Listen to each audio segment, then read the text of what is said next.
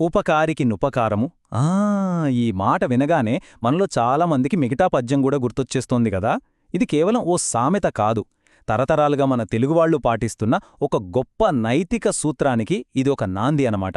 ఈరోజు మనం ఈ ఆలోచనలో ఇంకా లోతుగా వెళ్లబోతున్నాం. ఒక్కసారి ఆలోచించండి, మన జీవితంలో ఇది మామూలుగా జరిగేదే. ఎవరైనా మనకు మంచి చేస్తే తిరిగి మంచి చెయ్యాలనిపిస్తుంది, అందులో పెద్ద కన్ఫ్యూజనేమీ ఉండదు. కాని ఎవరైనా మనకు కీడు చేస్తే అప్పుడేం చెయ్యాలి? అక్కడే మన స్పందన అనేది ఓ పెద్ద సంక్లిష్టమైన ఎంపికగా మారిపోతుంది. ఇదో పెద్ద సందిగ్ధతే కదా. సరే, మన మొదటి విభాగం మేలు కీడు, ఇవి కేవలం 2 పదాలు కాదు, మన రోజువారీ బంధాల్లో మనం నిత్యం ఎదుర్కొనే ఒక విశ్వవ్యాప్తమైన మానవ ఎంపిక గురించి మాట్లాడుకుందాం.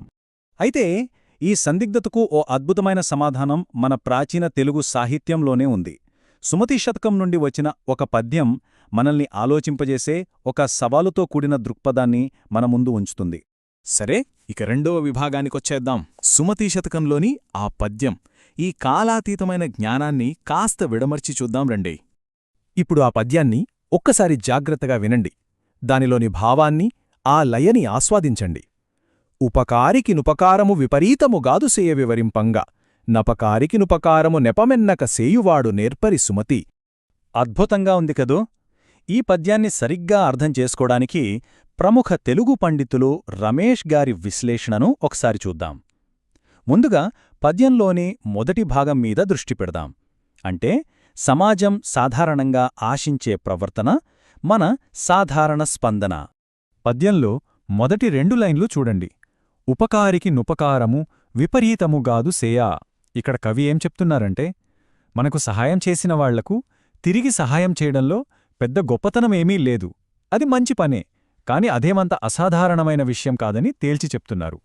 అంటే మేలుకు బదులుగా మేలు చేయడం అనేది ఒక రకంగా సింపుల్ ట్రాన్సాక్షన్ లాంటిది.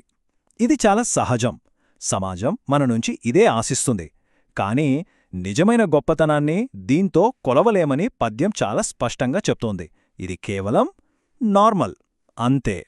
సరే, మేలుకు మేలు చేయడం సాధారణం అనుకున్నాం కదా, కాని అసలు కథ ఇక్కడ్నుంచే మొదలవుతుంది. పద్యంలోని అత్యంత శక్తివంతమైన, మనల్ని సవాలు చేసే భాగానికొద్దాం. అదే అసాధారణ గొప్పతనం. ఇక్కడే ఈ పద్యం యొక్క అసలైన ఆత్మదాగి ఉంది. పద్యంలోని 2వ భాగం చూడండి. నపకారికి నుపకారము నెపమెన్నక సేయువాడు. అంటే మనకు కీడు చేసిన వారికి కూడా వాళ్ల తప్పుల్ని లెక్కించుకుండా మేలు చేసేవాడు. వావ్! ఇది నిజంగా ఆలోచింపచేసే విషయం కదా. హానికి బదులుగా మేలు చేయడమనే ఈ ఆలోచన చాలా శక్తివంతమైనది. ఈ అసాధారణ గొప్పతనాన్ని సాధించే మార్గాన్ని మనం 3 సింపుల్ స్టెప్స్గా చూడొచ్చు. 1, మనకు అపకారం ఎదురైనప్పుడు. 2, వాళ్ల తప్పులను లెక్కించకుండా, వాళ్లని నిందించకుండా. ఇక 3, దానికి బదులుగా మనం ఉపకారం చెయ్యడం. ఇది వినడానికి స్పష్టంగా ఉన్నా ఆచరించడానికి మాత్రం ఎంతో కష్టమైన ప్రక్రియ. ఇక్కడ నెపమెన్నక అనే పదం చాలా అంటే చాలా కీలకం. ఇది కేవలం మనం చేసే పని గురించి చెప్పట్లేదు, మన మనసులోని స్థితి గురించి కూడా చెప్తోంది. నిందలు, పగ, ప్రతీకారం లాంటి ఫీలింగ్స్ దాటి క్షమించే గుణాన్ని, కరుణను చూపించమని కోరుతోంది. అసలైన ఛాలెంజ్ ఇక్కడే ఉంది. సరే, మనం చివరి భాగానికొచ్చేశాం. అసలు ఈ పద్యం చెప్పే నేర్పరి అంటే ఎవరు? పద్యంలోని ఈ 2 భాగాలను కలిపి చూసి ఒక నేర్పరికి అసలైన అర్థమేంటో తెలుసుకుందాం. పద్యం మొత్తం విన్నాక మనకు అర్థమయ్యేదేంటంటే, నేర్పరి అంటే కేవలం ఏదో ఒక పనిలో నైపుణ్యమున్నవాడు కాదు, నిజమైన గొప్పవాడు. అతని గొప్పతనం మేలుకు మేలు చేయడంలో లేదు, కీడు చేసిన వాళ్లకు కూడా తిరిగి మేలు చేయగల మానసిక శక్తి, నైతిక ధైర్యం కలిగి ఉండడంలో ఉంది. మన విశ్లేషణలో ఇదే కీలకమైన సారాంశం.